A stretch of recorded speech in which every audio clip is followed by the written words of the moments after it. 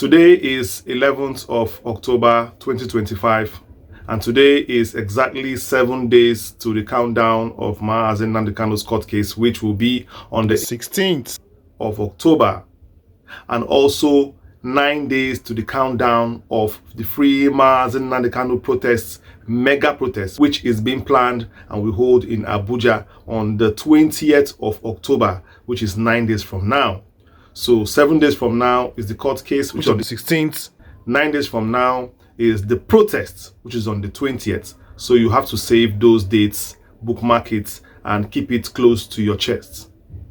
As the Free Mazi Nnamdi Kanu protests waves on, and the wave is everywhere right now, massively taking over the social media space and the streets of Nigeria, gearing up for the massive protests as this wave is going on. I have not yet heard any Igbo leader come out to lend his voice strongly in support of this protest, which worries me a lot, because it seems as if the other people of Nigeria, the normal Nigerians apart from the Igbo, are the ones who really are pressing for this release more than the leaders of the Igbo. It looks as if the Igbo leaders have cut themselves off what the people want, and right now nobody is even speaking for Mazi Nnamdi Kanu's protest or even his release. The only voice I heard came in form of a voice of betrayal and not support. Yes, the only voice I heard from an Igbo elder came in form of a betrayal and not a support. Look at this. And who else would that have been than Joe Igbokwe, the famous traitor of Igbo, the famous traitor of Mazi Nnamdi Kanu. He came out to speak against whatever we are doing to bring him out of the prison. He came out to speak against the protests. He came out to speak against any plan that the government is trying to do to bring out Mazi Nnamdi Kanu. Let me show you. Look at this headline. Joe Igbokwe warns federal government against releasing Nnamdi Kanu. He says that the IPOB leader does not deserve pardon. Did you see that? Did you see that? Another one, he said, a chieftain of the APC, Joe Igbokwe, has issued a warning to activist politician Omoyele Sowore for demanding the release of Nnamdi Kanu, leader of the indigenous people of Biafra. These are the people that are setting us backward in Igbo land. These are the betrayers that have been twerking for Nigeria. They have been dancing like masquerades, trying to impress their paymasters. For many of you who don't know Joe Igbokwe is a notorious politician, Igbo man, Anambra man, but resides in Lagos, and he has been twerking for the Lagos State politicians, the Lagos State APC, of course you know. And what did he get in return? What have they given him in return? Nothing more than a gutter contract, a gutter cleaner, a gutter job to be cleaning Lagos gutters. That's what they turned an Igbo man. A whole man fit enough to be a chief, an Igwe in Southeast. An elderly man of up to 70 years old. They turned him to a gutter cleaner in Lagos. Out of all the jobs they were giving their APC members, even the small APC members of 30 years, 40 years old, and 50 years old, they were giving them big jobs. We're giving them ministers, directors in federal government agencies in Abuja. What did they give Joe Igbokwe for all this twerking? They gave Joe Igbokwe gutter cleaner. Because they know that you don't belong to them, and you keep on deceiving yourself. You keep on trying every day to impress Nigeria, to impress Yoruba, to impress Tinubu, to impress APC, and they keep on giving you the back seat every day. When will you get tired? But because of the 1 naira he's getting from them, the I before others inside him, I before others, will surely show. He is eating small change from the APC. He's eating from Tinubu's crumbs, not even Tinubu's table, Tinubu's crumbs. So what do you expect from Joe Igbokwe? This is Joe Igbokwe, for those that don't know. A twerker for Tinubu. He will do anything, even sell out Igbo. Let me tell you something. Anybody selling out Nnamdi Kanu is selling out Ndi Igbo because Nnamdi Kanu represents 18 million Igbos. He speaks our minds. Oh. Even you, Joe Igbokwe, he speaks your mind. And the funny part that touched me the most is that it took another Yoruba man now, not Sorowe this time, not Sowore. It took another Yoruba man in the person of Dele Momodu to counter this thing that Joe Igbokwe said. To counter this speech that Joe Igbokwe said. Look at what Dele Momodu wrote. Listen to it. Dele Momodu wrote, he said, "With all due respect to your old age, what kind of cruel man is Joe Igbokwe? So, terrorists and bandits can be released and rehabilitated, but not Uncle Joe's brother, Nnamdi Kanu." Oh God. Are you seeing that Ndi Igbo are the weapon fashioned against themselves? At this point, who is doing us now? Nigeria are ganging up now to protest. Everybody, both Hausa, Yoruba, they are saying, okay, Igbos have been marginalized. We agree. Let us now protest this one to show them that we are not in support of this injustice meted out to them. Perhaps a way of showing a silver lining. Hausa have come out. Fulani have come out. Yoruba have come out now.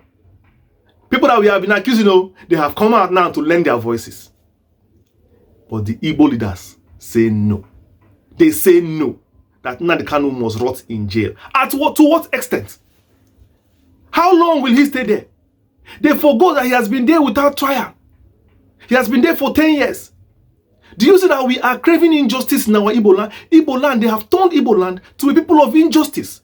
We now appear as the people that even promote injustice to our own brother.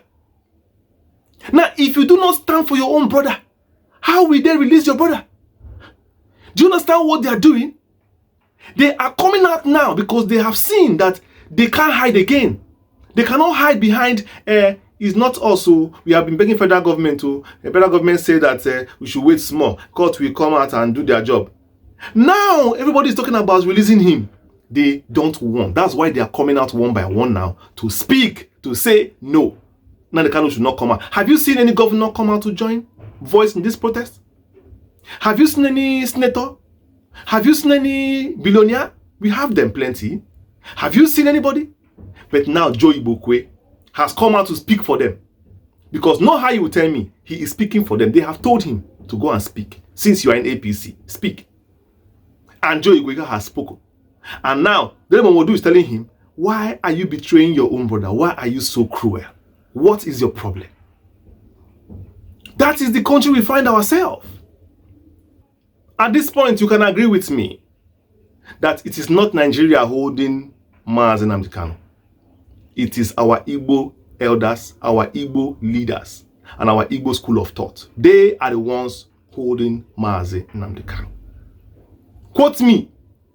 They are the ones, at this point now, they are the ones holding Mazi Nnamdi Kanu. So now, we'll start holding them responsible one by one. For any day Nnamdi Kanu spends in the dungeon, every day our governors should be held responsible. For every week Nnamdi Kanu spends in the dungeon, every week our governors, senators, House of Assembly should be held responsible. And that means, if anything happens to his health, if anything happens to his life, they will be held responsible. Because they are the ones that keep on telling Tinubu, don't release this man. Don't release this man. Because the federal government has no business with him. They have no, I have checked it, I've seen that the federal government, Buhari have left him there. Buhari is even dead. Abakari is even dead. The other man now is dead. Tinubu self is not even have time. As a president of Nigeria, a lot of things are on his head. He don't even, I don't think he had, Nnamdi Kanu, except for political reasons, keeping Nnamdi Kanu there does not stop anything, does not threaten him. So why is he there? There are people that are threatened by a free Mazi Nnamdi Kanu. There are people who are threatened by a liberated Mazi Nnamdi Kanu. They fear the liberation of Ndi Igbo. They fear an Ndi Igbo that know their rights. They fear Ndi Igbo rising up together to demand better life, to demand a better society. They are threatened by the emancipation of Ndi Igbo. And these are the people who want to keep Mazi Nnamdi Kanu where he is. That is why I pointed out when Alex Oti was talking in his tongue-in-cheek. I was telling people, this man is talking tongue-in-cheek. Have you seen any other governor talk at all? Have you seen any other governor talk at all?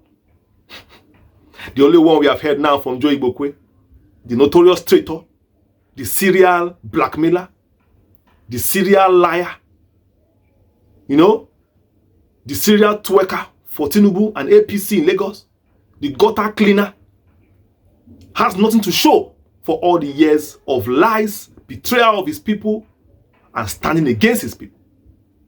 All he could show is a diary, a file of betrayals, a file of lies, and a file of crooked ways that has gotten him nothing but the disgrace of a life. At his age, he's supposed to be retired and resting, enjoying himself in his hometown. But of course, you know that he has sold his soul to the devil.